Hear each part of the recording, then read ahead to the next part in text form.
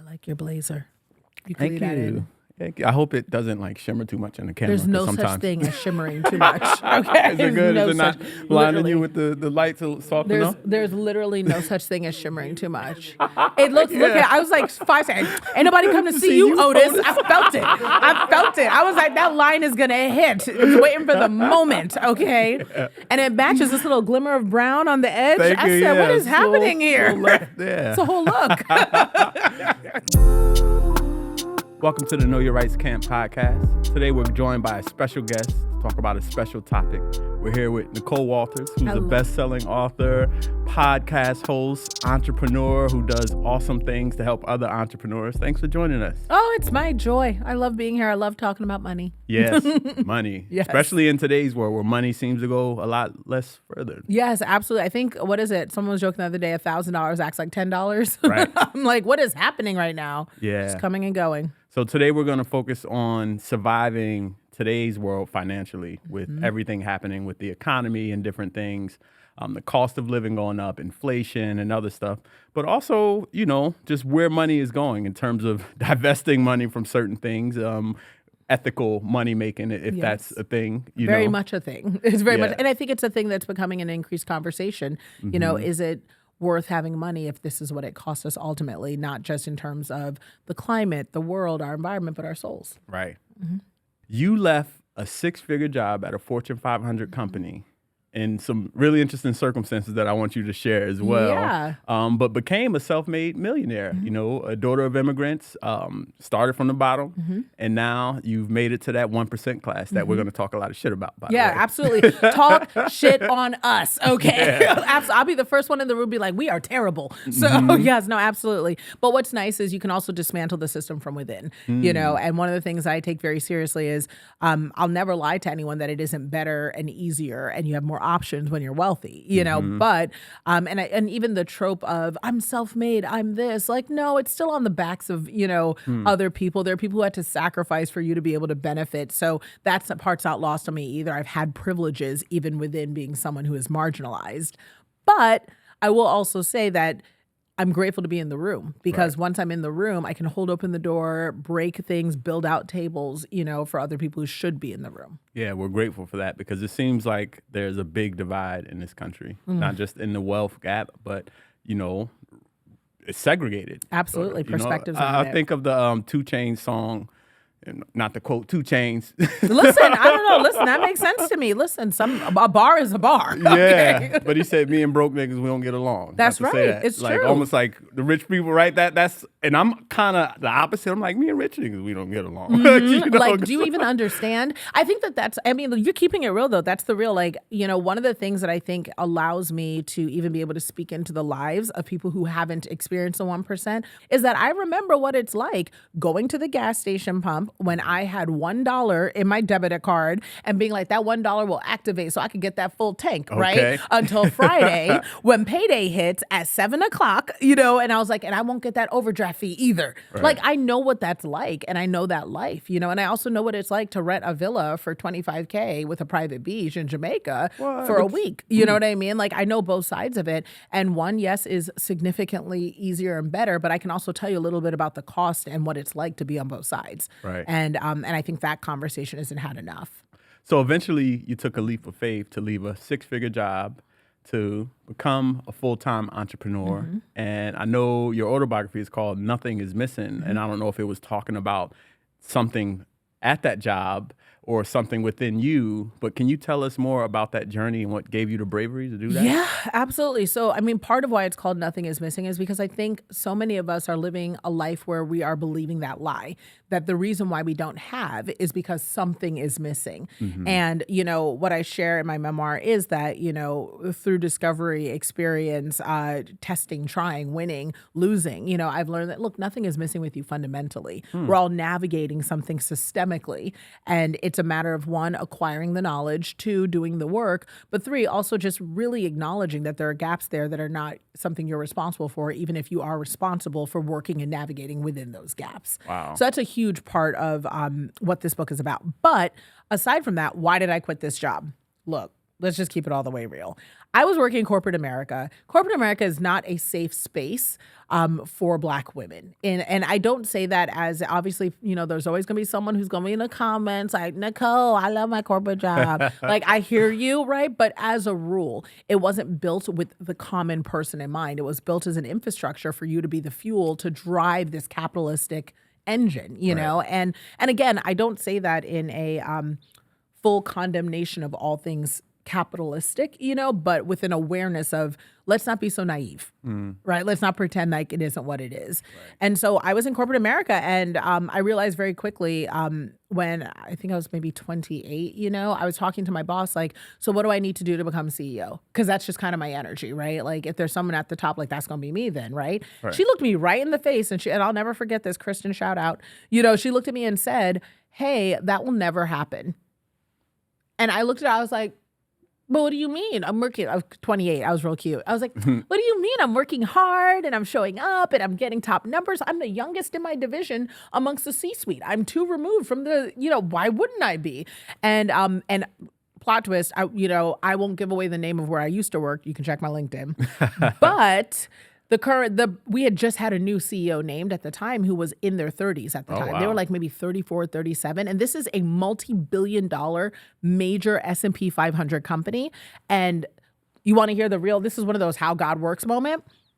Why was that CEO murdered very publicly by somebody who had a problem with him who's now in jail? And I say someone who had a problem with him who was doing it because they did not support capitalistic things. I think you could do the math on that one. Yeah. If put it in the comments below, right? Yeah. But needless to say, I had just seen this person get named as CEO, and I was like, oh, well, if we're just making 30-plus-year-old CEOs, then obviously I'm in line to do it. But he was also white. He was also, and I also knew him, right? So I'm not going to say he didn't deserve it or whatever, but I was like, well, what's the difference, know? And my boss looked me in the face and said, it will never happen for you. There are too many people in line. You don't have the relationships. And fast forward, after I'd made my first $1 million and I got a new accountant, I talked to my new accountant. I said, what do I need to do? I fired my old accountant because my old accountant had I was her biggest client. This is just a little money tip. I was her biggest client at the time, making $1 million. And I was like, I need to go where the rich white men are. Right. I need someone who's managing 200 million to manage my cute little $1 million because I need them strategies, not the person who doesn't know how to manage this much money. So I was talking to that guy, and that guy said the same thing to me my boss said to me years before, which was, you will never make more money because you're not in the right rooms. And I was like, well, what are the rooms? Country clubs, golf courses. There are like deals that are made at those places, and they never even make it to the masses. So that's what I mean when I say that it is rigged against us, because we don't even have access to things. It's like, we're in the entertainment industry, right?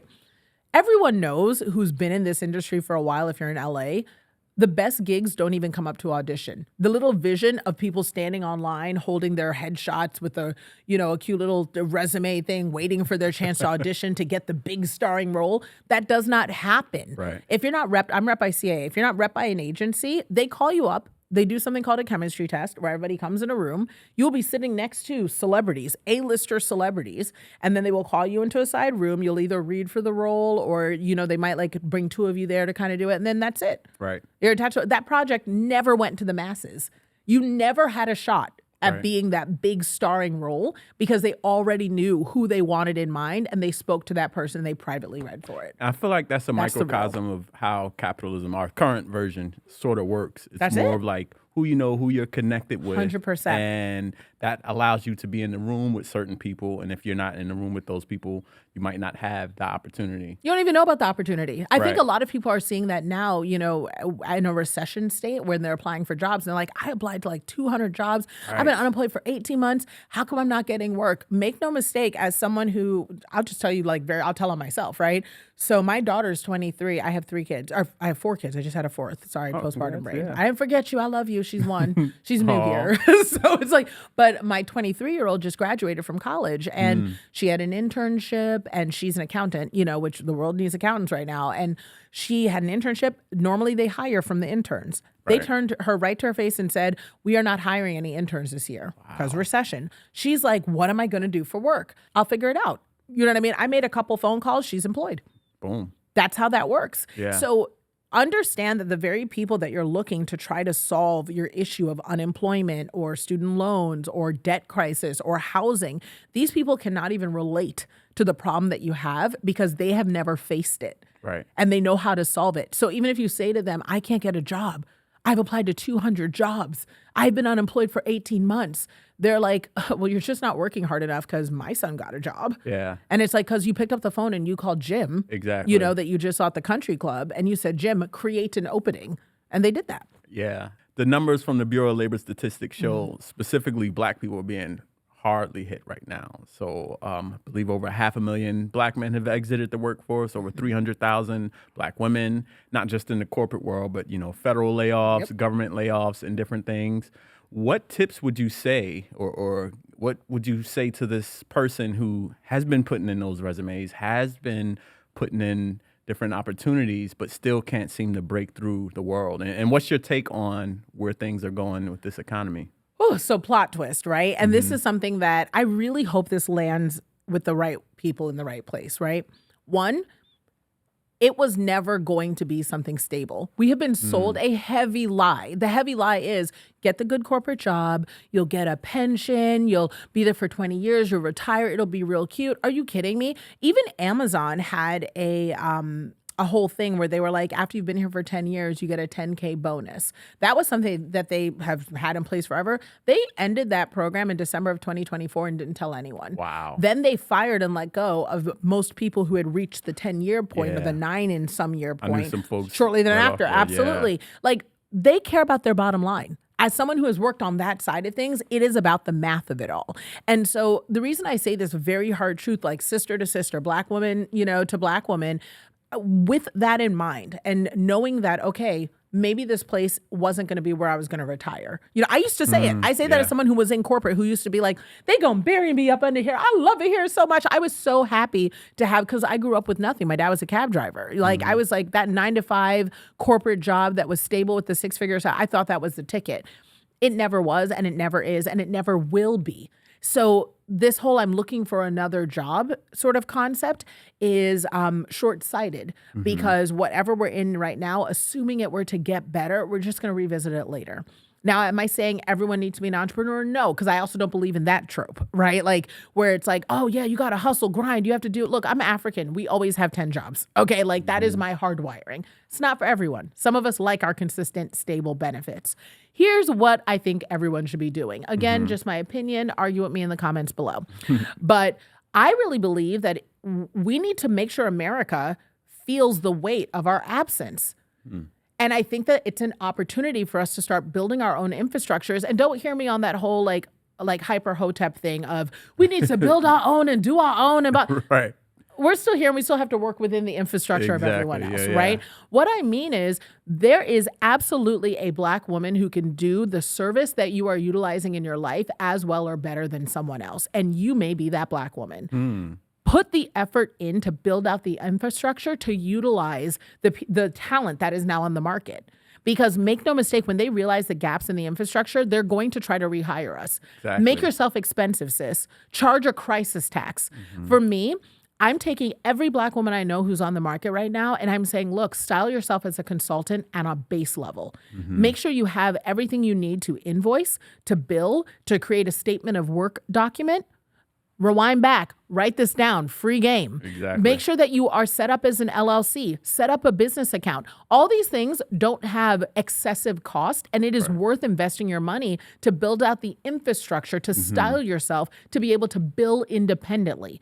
Because then what happens is, look, even if you're only taking a gig or a client or working with someone one-off for $3K here, $5K here, $1,500 here, $800. $800 is some good, that's a car payment, sadly. It's a car payment. But style yourself so that you're able to generate revenue on a one-off basis, if nothing else, if not consistently. Because what happens is when they come back knocking, because they will, we hear about AI, we hear about all these things. None of these systems are built to replace yet. That is the truth. So there will be a point where they come and say, we need your talent. We let you go too soon. We need help. It's already happening. Right. You know, because It is classic. Tale as old as time. They minimize our talent, then they come running back and saying, "Oh no, our food is bland. We did. What did you used to put in this? It doesn't taste good. What do you mean that beat doesn't sound right?" It's us. You know what I mean? Like, it's this that you needed. When they come back, charge them crisis tax. You are in crisis, you gonna pay a tax. Make sure that you are extracting that generational wealth for your family. And I mean it with all seriousness. The biggest mistake that a lot of us made is we have not styled ourselves as if we are not walking businesses at all times. You will not interact with me for free. You will not pick my brain for free. I don't even know what that is. I'm allergic to the concept of it, you know? And so if you want to work with me, I will always be ready to invoice you, a cute little invoice, and you will pay me in full and on time. Right. No, that's great. That's a great game because we have to create that infrastructure. I know so many talented people giving away this game for free, so many talented artists that kind of don't know how to, or waiting for a manager to take 15, 20% of their stuff where they have to start to create their own business and be their own, corporation. And just be prepared. I'm not saying that we won't ever go back into corporate, but the way you interact with corporate can change. Right. Corporate uses vendors too. Corporate uses consultants too. Maybe I'll never be a W-2 again, but I might be a 1099. A 1099 is a long-term, contract as a vendor. It's a tax status, and we're also speaking U.S. based, but as a tax basis, and that can work. Also, think globally. What do you mean you're only looking at jobs in the U.S.? Sis, look at other countries, other corporations. Look at Barclays. There are other financial institutions that are hiring our talents as well. Look in Canada. You can work here remotely for other countries, that will pay you and provide you benefits, and you'll have access. Like, I just think that the expanding our perspective on how we interact with this world on our terms, that's the great opportunity of right now. Because at least when they come running back, because that is one thing I know will happen, they will always come running back, that they're going to meet a new person on this side of it. Right. Wow. So another statistic that is disheartening nowadays is about 60% of Americans are living paycheck to paycheck. I think I saw one stat that said like half of Americans only have like $1,000 in their bank account, basically one medical bill away from being broke. What are some ways that you can find ways to either save or cut costs or build wealth if you're in that situation that apparently most Americans are actually in? Yeah, no, I mean, everyone's in that situation. I don't know anybody. I mean, as someone who, again, I say I'm 1%, but I grew up so broke that I struggle with, like, listen, I'm the person who will circle the block 10 times because I'm not paying $40 for parking. I came up here with my ticket like, y'all validate? Because $40, like, and it doesn't matter how much money I have. It's just sort of a value-based thinking when you grow up a certain way, you know? So that being said, since we're all looking at our numbers, the first thing is, I'm not going to sit here and mince words about saving. Again, that's the same thing and the same trope. Save what? Most people are really like trying to make a dollar out of 15 cents right now. So if we know that's the case, one of the things that I will say is an adjustment around levels of need and want, right? So I always say to myself, okay, what does it look like to, I don't cut back on my kids. My daughter plays tennis. That's the thing that she absolutely loves. It matters to her so much, and it is of such value. Now, she used to go to a private school here in Los Angeles, that cost a sizable amount of money. I would say a college tuition, at best, and I said, hey, you go to this school, but what would it look like if you want to play tennis, right? For us to shift you, because one of the things that came up was she wanted a more diverse, and because the way we grew up, she wants a more down-to-earth experience because we came from Atlanta, so she's like, this ain't working, for me. I need something different, And so for her, it was, okay, I would love to shift to a magnet program within the Los Angeles school district. But if I can switch to a magnet program, then can we take a fourth of what we were spending before and just invest that into my tennis, and then maybe another like 5K of that, and then do tuition. I'm now saving 50% of what I was paying for the saving. I mean, it's going towards other stuff, but saving, 50% of what I was putting towards tuition and then putting it towards, she still has a robust education. She's still doing everything she loves. And I feel like we all would benefit by saying, okay, where do we need to put our money? Do I need, like, for instance, we're big Costco shoppers. We thrift clothes. We do hand-me-downs. Like I have a 1-year-old, hand-me-downs. We rotate toys. I talk to mommies, and people think, oh, well, well, when you have money, you don't do that anymore. Right. No, that's how I keep my money. You know what I mean? And I think that more of that conversation needs to happen publicly by the 1%ers who are watching and listening to this to let them know that, no, if you're a 1%er, 1%ers are going and driving their Toyota until it's, dead. You know what I mean? Like, and you hear these little one-off stories on social, but no, that is the norm. Right. And you pick areas of luxury. So like my area of luxury is I love to travel well. So for me, it matters a lot that I am comfortable in transit. I really like having a nice hotel. I like having nice meals. So because of that being something that matters to me, there are other things I'll cut back on. And with the recent oil crisis, should I call that unnecessary war that ain't nobody asked for? Right. Independent decisions unapproved by Congress. It is what it is. Argue in the comments. Right. But, the thing that I've adjusted, I was like, oh man, I was a first class girly. I literally had to have not flown in first class for like 10, 15 years. Like that is... I earned it. You know what I mean? I worked hard and earned it. But now I was like, oh no, this is going to be in coach. I'm not paying these for $3,000. What? For what? No, I can bring my own snacks. I can pack my own water, put my little mask on, my headphones, just so that when I land. Be with the rest of us. Be with everybody. There was nothing wrong with it. The thing is, nothing was wrong with it. It was, if I'm going to be landing and having to do like a speaking engagement and whatever else, I can't be, chatting it up in coach, and not having to ask for my water and all that, like I just can't. Like I need to be comfortable when I land because my turnaround time as a performer. But now I'm like, oh no, we just gonna add an extra day on the travel, extra recovery, because $100 on the ground for an extra hotel and car rental is a lot less than $3,000 for a flight. It just doesn't make sense. Right. So these are some of the decisions, if people can make them, make those meals at home if you can. But I'm not going to be the person who's like, give up your Starbucks and your avocado toast and then you'll be fine and blah, blah. Like, let's be realistic, And then when it comes to making money, there's a million ways that you can make money. The biggest thing is that we need to charge an invoice. I have to tell you that and I don't want to call it it's a marginalized mindset, where there seems to be a humility or something that is, affected if we aren't charging people, or we just got to do someone solid, or, give you the homie discount or whatever. No, this is the fee. This is what it costs. If you'd like the service, pay it. If you don't like it, don't pay it. You know what I mean? And I have no problem with, if people don't want to pay me, that is totally fine. I'll get you the second time around. Go waste money somewhere else, then come back to me, because I know the quality of service that I give. And people need to invoice. And don't be humble about it either. People be like, oh, I'm afraid to send her the bill because I don't want it to be.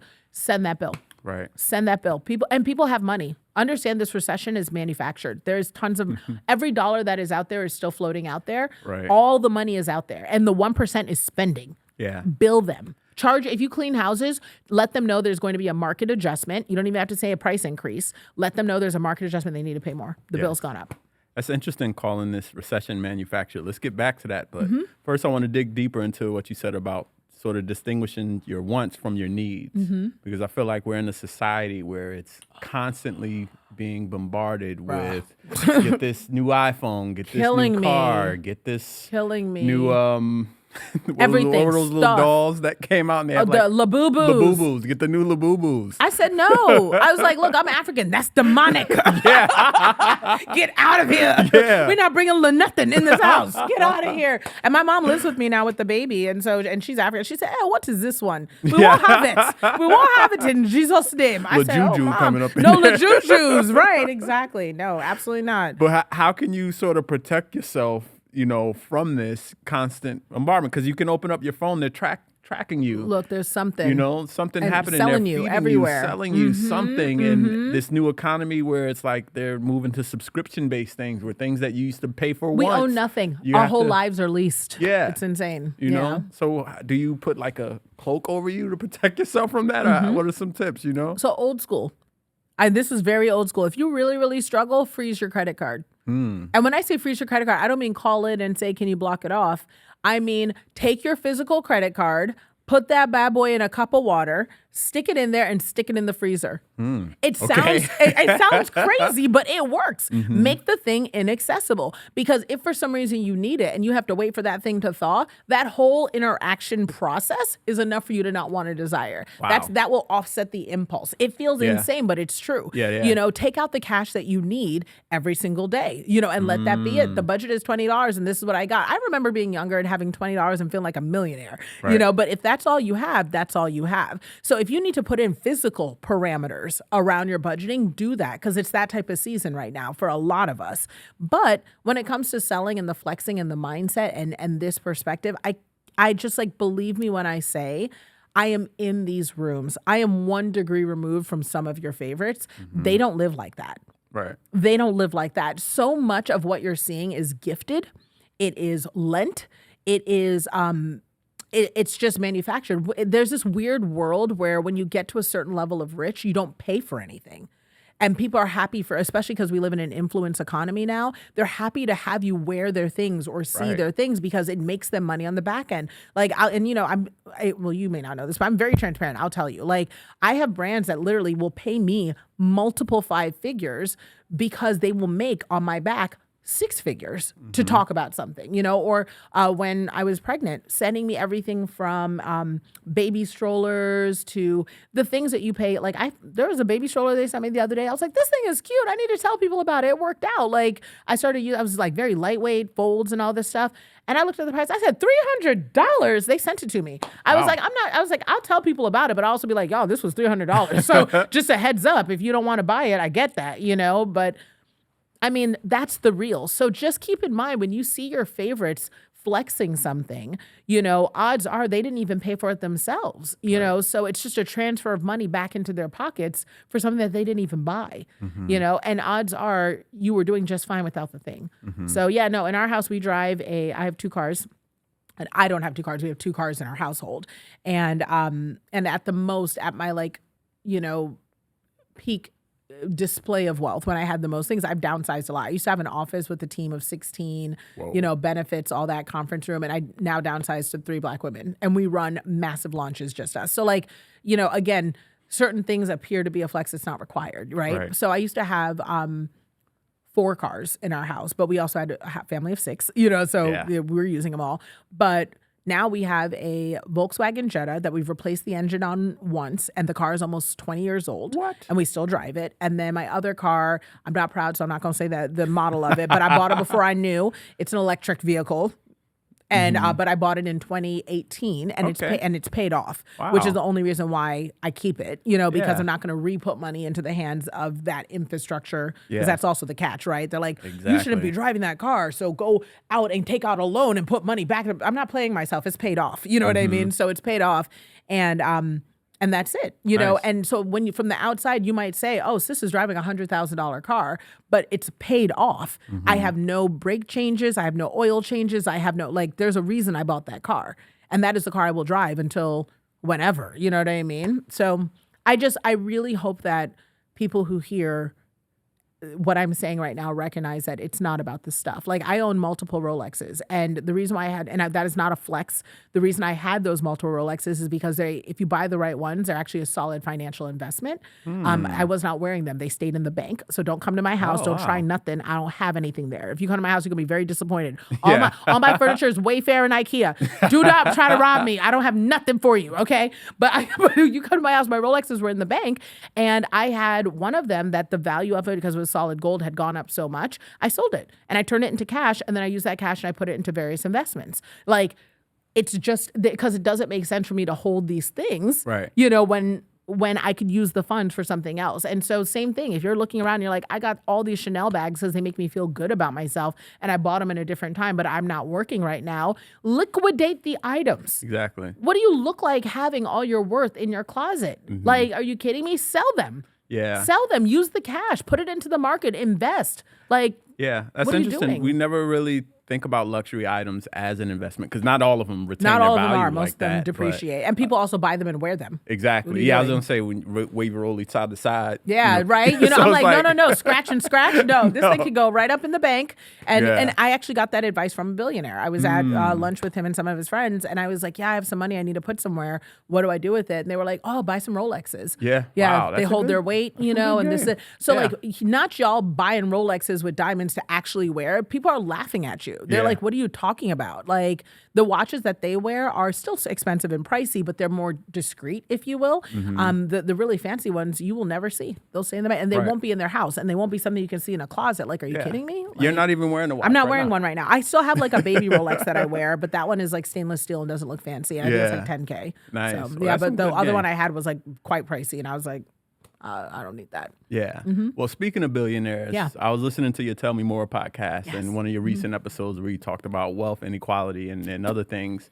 You asked the question that I want to reintroduce right here. You said, why the fuck are there so many billionaires? Why are there? We don't need them. You gave a stat, I think it was like over 2,000 or so billionaires, and you talked about how the amount of wealth that they mass, like even though you're part of the 1%, Yes, right? You're yes. technically in that same 1%. I'm with in them. the same tax bracket at them at the bottom, Bottom. and I pay more taxes than they do. Exactly. That doesn't make any sense, you Yeah. know? Like, and being a millionaire, it's great. It's wonderful. It's like, I don't worry about having enough. That is the best part. But it also gives me insight into, oh, if I have enough, even if Right. I'm like working wealthy, meaning I still got to work. Yeah. What the hell? What are they doing? Exactly. Do you know what I mean? That's why at first I was listening to your podcast with a little skepticism because Mm-hmm. I'm like, she's kind of part of that class, you know? Like you're not riding shotgun with Elon Musk. Exactly. But I'm not you- hurting. you're Yeah, I'm not hurting. Yeah. But you shared a stat about how big of a difference it is Mm-hmm. between a millionaire and a billionaire. I think you said a millionaire. I don't remember what specifically, but I know you said Mm-hmm. Elon Musk has enough money for like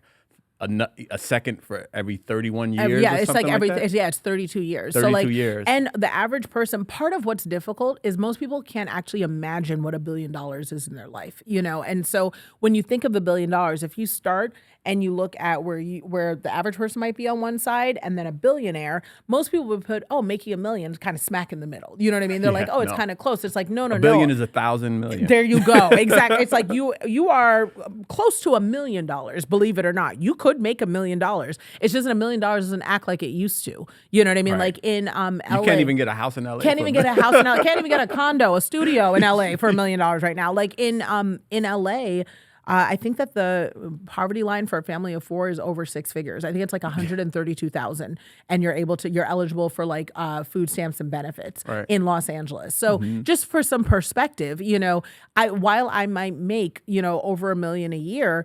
Over $1 million a year, I still shop at Costco. I don't have regular cleaning. It's not what you think it is in your head. Right. Do you know what I mean? I think a lot of people think, oh, you know, I want to get to this place. What's unfair about it is I make $1 million and I'm okay. Like, I don't have to worry about stuff, but I'm not constantly on trips. I'm looking at the influencers too. Like, how you paying for this? Right. You know what I mean? Like, I'm in the same place. And what that makes me like such an advocate about putting money into the people's pockets is because I recognize how hard it must be for you. Right. You know, like childcare. My mom is helping with childcare because even as a millionaire, to pay $3,000 a month in LA money for childcare is out of my reach. You know, it's not something that I can do and be reasonably comfortable about tomorrow. Right. Do you know what I mean? So knowing that's the case, it's why I'm so passionate about we don't need billionaires. Right. We don't. And people will protect. I mean, I posted this, I'm not kidding, on one of my platforms, and it's funny because different platforms react different ways, but I posted this on one of my platforms, and when I tell you the way that people went off, people who literally I know for a fact are absolutely on food stamps. Like I was able to look on their page and see them complaining about the food stamp situation, and these people were defending billionaires. No, I think we have this fascination and really worship of the rich. That's why our president It is was elected. baffling. You know, it's this dream that we can all become mega rich. It's Oh not even yeah, just rich. I mean, you know? like as a concept, Yeah. sure. You know, I absolutely believe in the American dream because I've been blessed to live it. Right, like it is a real thing that yes, theoretically, we could all get there someday.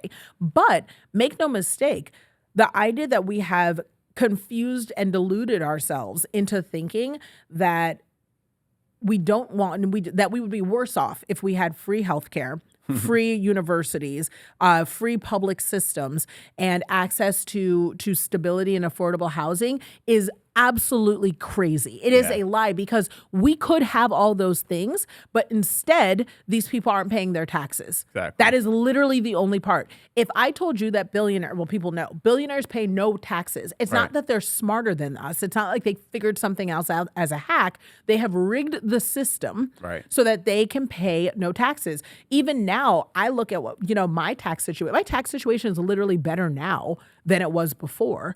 And that is crazy. Yeah. It is it makes no sense. I like paying taxes. And the reason why I like paying my taxes is because I don't want anyone breaking into my house to murder me because I have things and they don't. Yeah. Like, that's the thing that you have to be billionaire rich to afford the type of security. Like, think about this.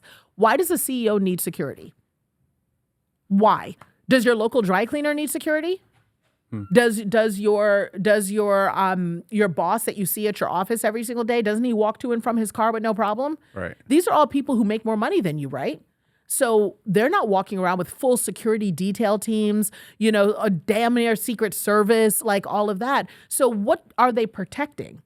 What are they protecting? What about them is so valuable that they need to have armed people when they're on vacation walking around their perimeter? Right. It's because these people are doing something wrong. The only other people I see with security like that are either politicians or drug cartel. So wake up. What do you think is happening? And I hope we reach a breaking point at one point, because we will have to. People like Elon Musk, who I think he's worth over $300 billion. Close to $1 trillion. Close to $1 trillion now. Close to $1 trillion now. Well, that's and you shared a stat that said about 2% of his wealth could almost alleviate poverty for. It could make a meaningful dent. Like, it won't take care of world hunger, but a meaningful dent in it. Just 2%. That's it. And that's like the part that I think other people don't understand as well. Look, they could stay billionaires. Like, I could take a billion. A great example is this: Mackenzie Scott. She's the former wife of Jeff Bezos, right? And so, and we love her, like, collectively. Yeah, like, she just throws away millions of dollars to nonprofits. As much as I, don't like billionaires, she gets it, right? Yeah. She's doing the best she can with what she's got. She donates to a lot of, Black organizations, Black women, Black colleges and universities. Like, she's all over it. When she left Jeff Bezos, I don't know the exact number, and people like to argue about the numbers, but she left with several $1 billion. She has been donating the interest on her billions alone. She now has more money than she left with. Even though she's been donating it. So let's use an estimate number. Let's say that when she divorced him, she left with $50 billion. She has given away something like $60 billion, and she is now worth $70 billion. What? That is how her money is multiplying, based on tax benefits, based on interest, and based on how billions behave. Wow. Our money does not multiply because we have to spend it all. Yeah. And so the fact that we don't even have access to the places where our money can multiply through investments and ownership is how you can know, guaranteed, you will never be a billionaire. Yeah. It'll be hard for you to be a millionaire.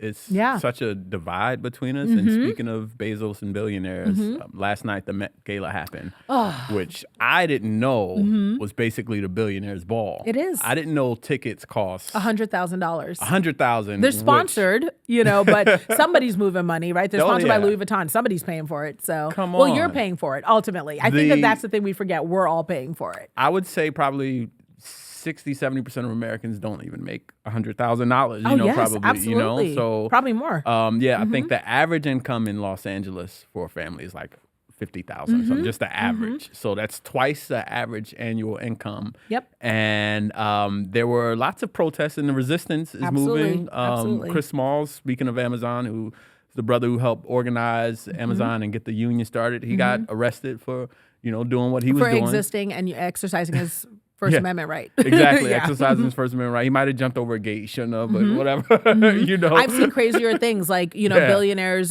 going to balls, while their employees are going to the bathroom in bottles because they can't take breaks. Yeah. Because they don't want to get fired. So, but all of this happening in the midst of an illegal war, war crimes happening daily. The price of gas has damn near doubled in the past, month or so. Voting rights being stripped. Voting rights. The and Supreme gutted. Court completely Absolutely. ending the Voting Rights Act in some ways. And they're just over there. Beyonce's looking like Cruella de Vil with diamond studs on the red carpet. Everybody's out. Yeah. They're out. The people outside. are out. Yeah. And they're not even talking about the issues. And it really seems like a disconnect between that hyper rich class and the people to the point where, even folks like Jay-Z, who people used to look at as sort of a representative of people who came from the bottom, you see him appearing in the Epstein files with them saying, like, don't worry about the descent. Jay-Z's paid off those people. He's paid off that sort of thing. So where do you think we're going as a society with this sort of stuff happening? I mean, I do think that, in truth, I don't think we're going anywhere. I think we've been here. I think that it's just getting more visibility. People are more shameless about, where they are, and I think that there's more protection. I think what's naive, and it's naive on all fronts, right? I think it's naive of the people to just wait and see if it'll get better. Yeah. You have to do something. Right. It's not. There's more of us than there are of them, no matter what. Right. So that's the reality there. But I also think that it's naive of the wealthy to think that creating a permanent underclass is going to be something that's going to work. If you think that and I say this as someone who has been on both sides of it, you know what I mean? I know what it's like to live in intense poverty, and I also know what it's like to live intensely wealthy. And the biggest thing that I was aware of and am aware of with wealth is I know what someone who is hungry will do. And that is something that wealthy people, especially if they've gained it through coming from a place of privilege to begin with, like people like Mark Zuckerberg and like Jeff Bezos were never poor. They always always grew up with privilege. And so they don't know what it's like. They have no idea what poor people are capable of. They have a general concept, of like, I need to protect myself against this imaginary threat. Oh, you have no idea. Have you not seen any of the movies about apocalyptic times? Right. None of them don't end with revolution.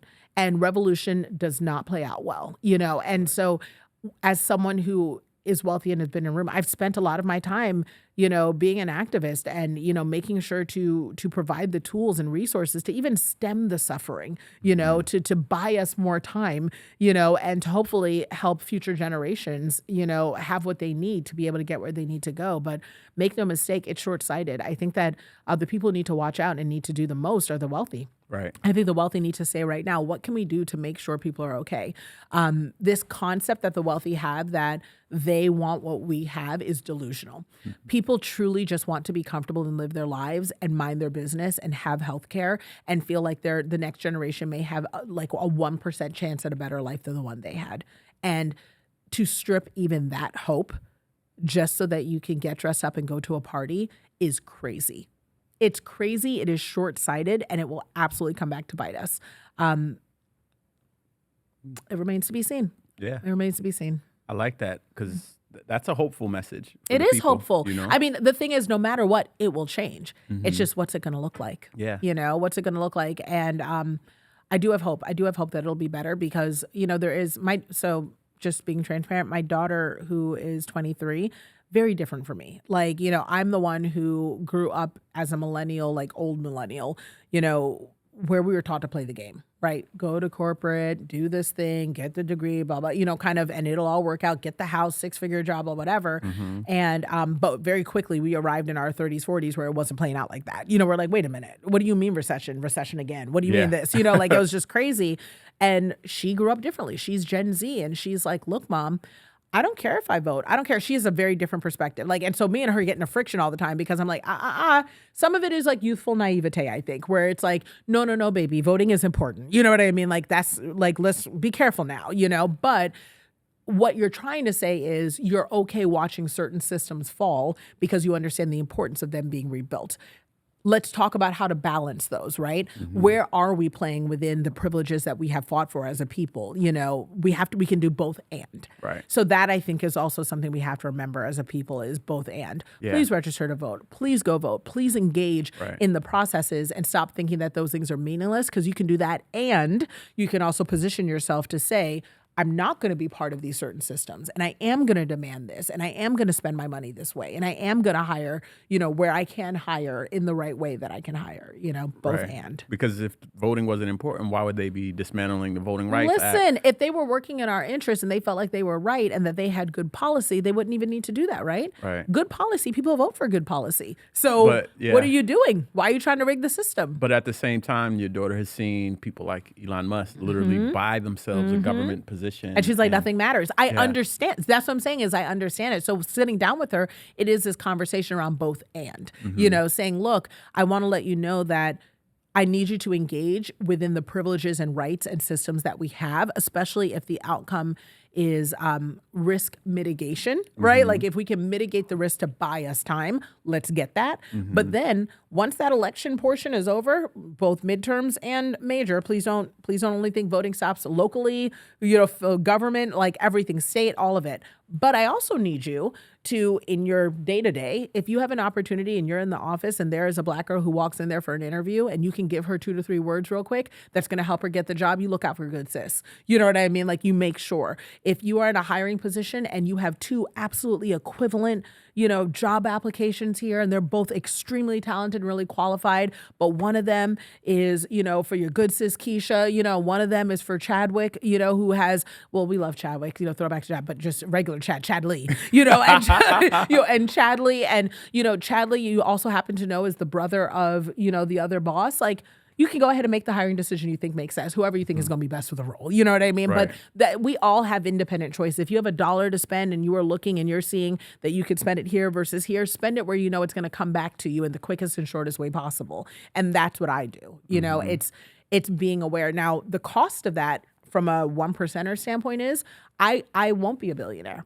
And I know that. And I'm okay articulating that because it isn't something I desire. I don't desire to have a yacht that is circulated and monitored by armed staff. I don't need that. Yeah. You know what I mean? I want to be able to walk on the street. I want people to see me and be thankful and know people love wealthy people who give back. Like being Black, I know that. People love that. We look at Nip, here, like love him. You know what I mean? Why? Because he was using his money for good. And not just the money, but the game. He was giving it back. And I think that is the thing that we're just looking and asking for, and that's what I think my daughter is hoping for, but it's a 2-pronged attack. Definitely understand that. All right. So the last question. Yeah. Amidst all the crumbling empire, I know, right? Listen. the hustle, the grind of keeping your cute little million, as you said. Yeah, I was a cute little man, but I'm working, paying. Like I say, working wealthy because I still have to work every day. Wealthy. That's like a term I never retirement heard. is not in the cards. You know what I Right. mean? You're Like I'm working. hoping that some of these investments maybe pay out to give me a chance, but Exactly. I also have 4 kids. Listen. So amidst all of that, motherhood, Yeah. family, wealth management, and being a business and an entrepreneur, how do you maintain rest and joy? What are some tips you would give to folks who maybe can't get that beachfront villa in Jamaica? Yeah, for listen, I 25K, haven't been back in but- a long time. I took a little Carnival cruise the other day, okay? Nice. So listen, I'm right here back saving. Man, that's what I really mean. down there, That's Carnival. really, That's listen, like- Carnival. Because also, I was looking for a Carnival experience, okay? I wanted Okay. people who were going to dance on That's beat and what- have a good yeah. time, okay? Like, it's a very specific thing. And it was also 3 days, okay? There's limits Okay. to the Carnival cruise. But, Yeah. but that said, gosh, when it comes to rest and joy, I think part of it is that it starts with you wherever you are. It isn't necessarily escapism. I think that that's also part of the marketing of capitalism, that you're only resting if you're able to like spend or flex on the internet or go other places. No, like, is your soul at peace, sis? So minding my business where I can mind my business. Wow. Yes. Like that is real. I work all day helping other people. So when it's all said and done, no one's going to call me or be in my DMs with drama. I will straight ignore people. Like it's just what it is. So that's a huge part of it. But that's also an accelerated over 40 perspective. I don't know about the rest of y'all young people, but if you learn early, you will have more peace. Yes. Mind your business. Yes. The other part is, and this is going to sound like, I don't know where this quote's going to go on the internet someday, but I stay out of white folk business. That's something I've really learned, which I know is not a popularized phrase and it can sound kind of, the Black community understands what I mean, but some business is my business, even if, and some of it's really not, and I think that that's been as a Black woman who's part of the 92%, you know, that voted for Kamala, and we did the assignment on the group project, you know, and you just didn't turn it in on time. Like, when I look at that, some of the things that are happening right now, I have nothing to do with me. Do you know what I mean? Like, and even if I'm observing, I can't even figure out where I stand to assist the situation.